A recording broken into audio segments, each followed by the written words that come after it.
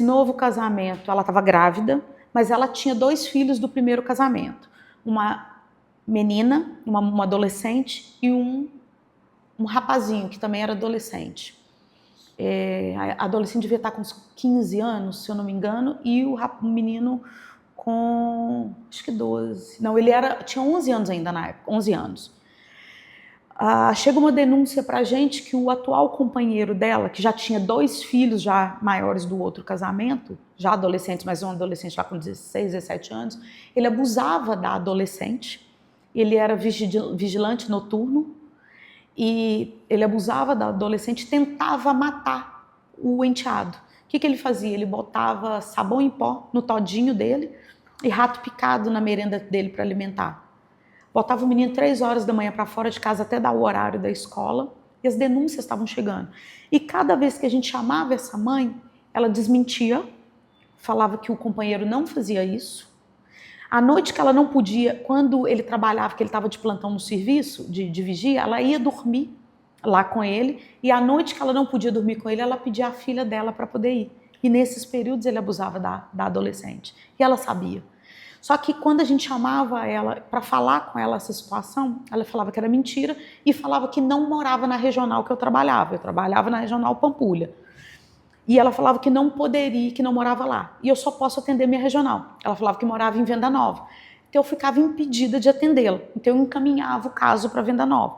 Que aonde a criança e adolescente vai, a pasta do conselho vai. Se você entrar no conselho, até você completar 18 anos, essa pasta te segue. Então, como ela falava que morava em Venda Nova, eu transferia o caso para Venda Nova e contava o caso. Quando Venda Nova ia atuar, ela falava que morava na Pampulha.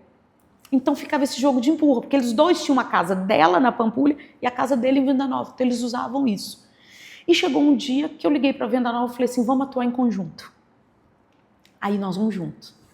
E a tia denunciando, a irmã dela denunciando, e nós conseguimos acolher o de 11 anos. Naquela época ele era criança. E a adolescente tem um direito de ir e vir. A gente não consegue. Se o adolescente não quiser ser acolhido, não tem como. E a tia falou assim, não, a adolescente eu vou conseguir proteger. Pode deixar que eu tomo conta. E aí nós conseguimos acolher. Só que não existe acolher você protege todo o núcleo familiar. E o que nós entendemos? Se você está protegendo os dela, e se os filhos dele também não está acontecendo isso? A gente estava para acolher os filhos dele e essa mãe já estava praticamente nos dias de ganhar o outro bebê. E a gente já deixou um alerta no hospital. Se ganhar, avisar a vara da infância. E no dia que a gente estava articulando toda essa proteção para acolher os dele também, eu recebo um telefonema antes dessa reunião. Alguém informou para ele que nós teríamos essa reunião. E nesse dia, coincidentemente, todo o meu conselho estava num congresso. E eu fiquei, porque como eu era conselheira de referência, eu tive que ficar para ter a reunião com a rede. Ele sabia dessa reunião. Meu telefone toca na minha sala, eu atendo, era esse padrasto e fala comigo, os meus filhos você não vai tirar. Você tem uma filha, nessa época minha filha fazia cursinho para entrar para medicina. Ele falou, sua filha está nesse exato momento, falou o colégio da minha filha, descreveu a minha filha, falou, você tem uma filha aqui no colégio, meu filho fazia faculdade na época, seu filho está na faculdade tal agora, e seus pais estão sozinhos dentro de casa. Se você tomar essa providência aí agora, você vai perder eles.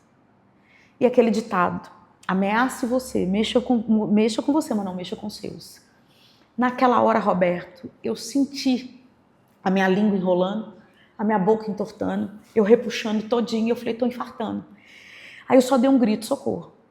Aí veio a faxineira do meu serviço, que eu tenho, hoje até inclusive aniversário dela, tenho um amor pela Cleide. Como que ela chama? Cleide. A Cleide tem 1,5 m. Eu falo com ela que ela tem 1,5 m, socorreu uma mulher de 1,71 m. Que na hora, os homens que estavam lá no meu serviço na hora, o motorista, o administrativo entrou em pânico. Ela conseguiu me socorrer, buscar uma cadeira, me colocar na cadeira e me socorrer. Na hora eu só falei com ela, descoar do meu celular, desbloqueei o celular. Eu falei com ela, eu vou desmaiar. Eu desbloqueei o ar, falei, chama minha irmã que é médica. Porque o ar, nós temos o ar já para pedir socorro na minha irmã. Falei, avisa minha irmã que eu estou infartando. E fala para ela onde vocês estão me levando, que eu vou desmaiar. Porque eu estava entortando toda, eu senti que eu já estava indo embora. E aí minha irmã falou, ela falou para onde a minha irmã estava, eles estavam me levando, e minha irmã falou, eu tenho um colega lá, pode ir para lá que eu vou avisar agora para socorrer ela, que era um hospital próximo a onde eu estava. E aí, quando eu cheguei no hospital, o colega da minha irmã já estava na porta, com uma equipe me esperando, eles já foram arrancando a minha roupa.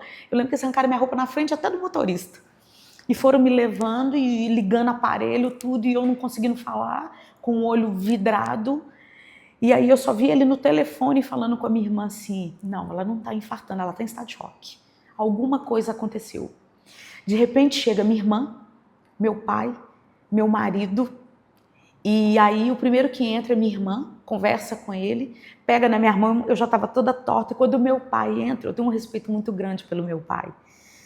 Quando meu pai entra, Roberto, eu escondo do meu pai, eu fecho o olho assim para ele não me ver, porque eu emociono, gente. Eu não queria que meu pai me visse daquele jeito, eu estava toda entortando, eu não queria que um homem com quase 80 anos visse a filha dele daquele jeito. E aí meu pai pega na minha mão e fala, o que aconteceu, minha filha? E eu não queria falar para ele que eu estava protegendo eles. E dali eu fiquei aquele dia em observação, eu não voltei a trabalhar aquele dia, me deram alta, falaram assim, não, vou dar uma injeção, o músculo dela vai relaxar, ela vai voltar ao normal. Fui para casa, era uma sexta-feira, no mês de outubro, eu fui para casa e aí eu fui para casa, descansei final de semana, segunda-feira eu volto a trabalhar. Quando eu volto para trabalhar, eu entro na minha sala, o meu telefone toca. Eu normal atendo, era ele.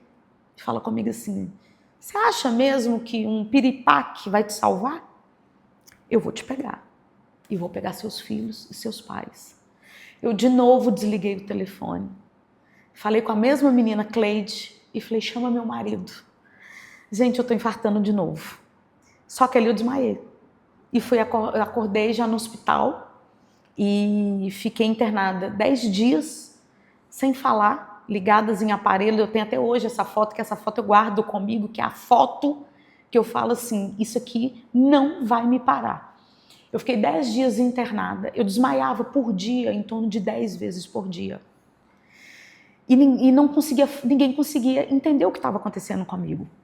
E aí, quando eu também não contei para ninguém, quando eu recebo alta no hospital, que o hospital, meus filhos foram muito importantes, meus filhos, meu marido, meus irmãos, porque meus filhos revezavam com meu marido no hospital, porque eu precisava ficar monitorada 24 horas, porque os médicos falavam assim, como eu desmaiava muito, eu ficava uns segundos acordada e falava, isso vai corroer o cérebro dela, vários desmaios, então por fim eu estava ficando ligada nos aparelhos. E quando os médicos fizeram todos os exames, falavam assim, ela não tem nada, nós vamos dar alta para ela e daqui nós vamos encaminhá-la para um hospital psiquiátrico. Quando eles falaram assim, vão encaminhar para o hospital psiquiátrico, eu fui para o hospital psiquiátrico, na hora que eu cheguei lá, que o meu marido entra comigo e conta para o médico psiquiatra, ele fala, vamos internar ela, eu falo, pego na mão do meu marido e falo, não faça isso comigo. Aí eu falo para o psiquiatra tudo que me aconteceu. Aí ele para e fala, não, ela não é caso de internação. Aí ele fala assim, eu atendo tanto colegas dela, como